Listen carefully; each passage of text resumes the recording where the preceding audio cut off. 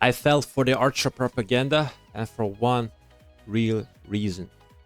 He is too broken not to have on the field.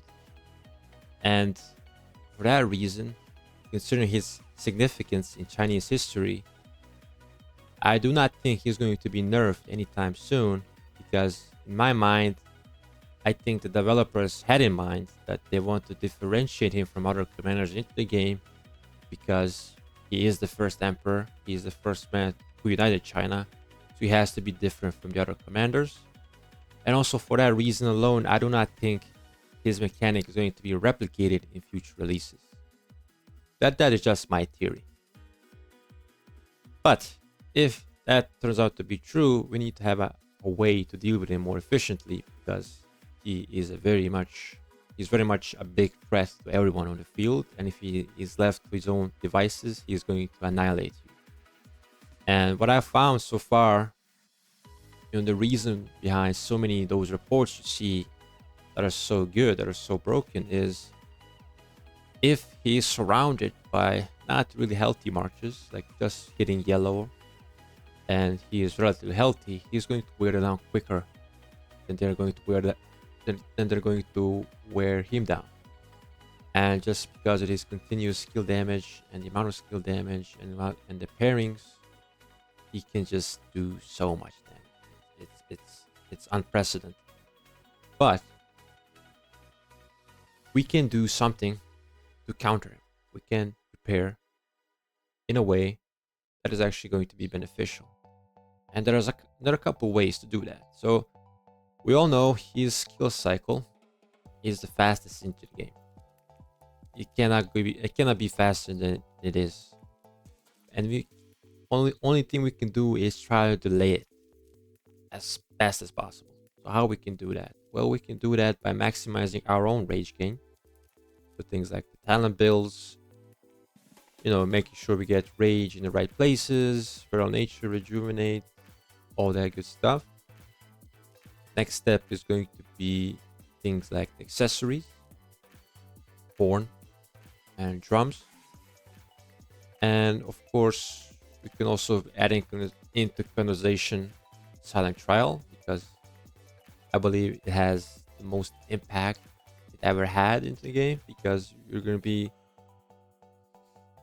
taking away rage from the march with each basic attack. You don't have to wait for the skill cycle to drain the rage like in most cases you do. And then in the lastly, having commanders that give you rage or take away rage. So for example, Philip takes away rage from 3 targets. Meanwhile, William gives you 50 rage and marches around you. So there is some versatility to be had and you can all mix and match. But if you have all of them, it's going to be the best case scenario. I happen to have them and I happen to be on my way to get the best rage generation as possible. Now, what makes William interesting and the counter to this new archer is his active skill. Active skill, the damage is not great, but we're not here for the damage. We're here for the buff.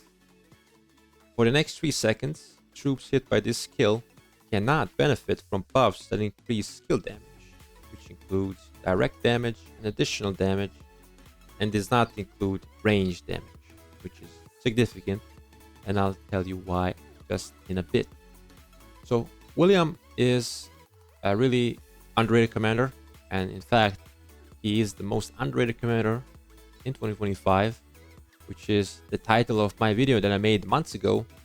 And I believe with the new archer arrival, this made my point even stronger and even more correct.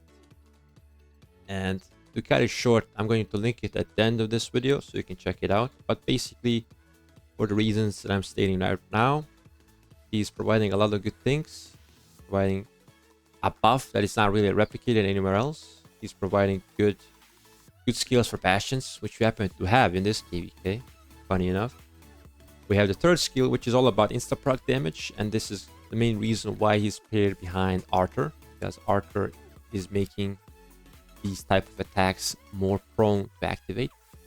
So this is a really good insta-proc skill. And of course, the fourth skill, which is most known for, gives you rage and gives troop defense. It gets a bit awkward to find the right angle for his AoE, which is a rectangle. But in a big brawl, this is not a problem at all. And the way what we want with this active skill is to fire it off as frequently as possible. And there are two ways to do that really, with two different pairings. So first is, like I said, we can use Archer if you have Delta. I have it on the other account, but here with Delta, you have a better activation chance to get the procs from the horn, from drums, so you can get your active skills faster. And also Archer has the fourth skill, which reduces rage. So really good for this scenario as well. And the second pairing is going to be Huo. If you don't have Archer primary, you can use Huo because he has a 950 rage requirement, I believe. Yeah, this one. So obviously less rage requirement, more activations. And Huo William used to be really good, and it probably still is. And you can probably have a lot of versatility if you run. You can use Huo William and Arthur Phillip, for example. You can use Arthur William and Huo Joan or something like that. You have options with good pairings right there. But the good thing about William, his active skill is he is denying talents, he's denying descriptions, he's denying civilizations, he's denying pretty much everything you can think of when it comes to skill damage. So, for example, we know that YSG is a really good pairing for Emperor, probably even better than ZL, but this fourth skill, once his active skill pops off, is completely useless. Think about that. It is completely useless for 3 seconds. That is a lot of damage that is mitigated by one commander, which can be, if you have multiple, a lot of William on the field, you can have a really good uptime of this skill. Same thing with ZL. ZL only has 20%, but ZL has a rage generation engine and just probably has a really good debuff. But anything that really increases this is going to be potent. Now, to test this theory myself, I dueled myself with 2 accounts. As you can see here, I have Arthur William with Delta formation. I do not have the butterfly, but I do have causative in this account. And as you can see, I have a 555 to QSH with ZL. And to really walk you through the scenario, we are going to read through the battle log. As you can see here, we'll take a look at the buffs. We have skill damage 20% from ZL's third skill, which is a flat bonus. And over turn, we're going to see, once we have our first activation, we're going to be having is the Clarity talent right here. So Clarity is increasing skill damage by 6% for both primary and the secondary, and also includes range skill damage, but it is not relevant in this scenario. Then we have ZL active skill, we have Arthur active skill. So you can see the buffs still apply very much. But on turn 12, I'd like to take your attention to the fact that we have the Hunter. Hunter is being applied, but this is before the William active skill. So in this one, starting from next one, we're going to be seeing the effects.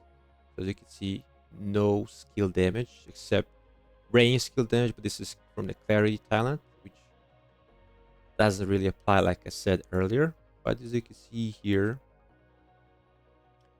anything that's being enabled for skill damage is being delayed for the next turn, or being, waiting for their time to activate. Now we have the Emperor once again. And at turn 16, we return back to normal. As you can see here, this is where the inscription fire off as well, right before Phoenix Tail arrows. But it's not applying in this particular turn. Same as here. We have clarity, but it takes effect at the start of the next turn. And then we have, yeah, this is clarity, but on this one we go back to normal. As you can see, we have a significant amount of downtime for the skill damage buffs. And I think the more William you have on the field, the less resources you will all use to heal, because if left to his own devices, he will completely destroy you on the field. And you have two variable options to pair him with. You can pair it with a skill damage commander like Hugo, or you can pair him with a delta based commander like Arthur. Obviously, you could use like something like Joan William, which is also really good utility march. You can mix and match, but if you have a William and he's not being used, even at 551, I would still think that he is going to be really good in this current meta, and will probably continue to be right until the very next calorie cycle. Maybe even longer. Who knows? But this is our weapon to deal with this current meta. We don't see him being nerfed anytime soon. And with all that said, I hope this helps. I hope this sheds some light that you didn't even know there was. And I'll catch you in the next one.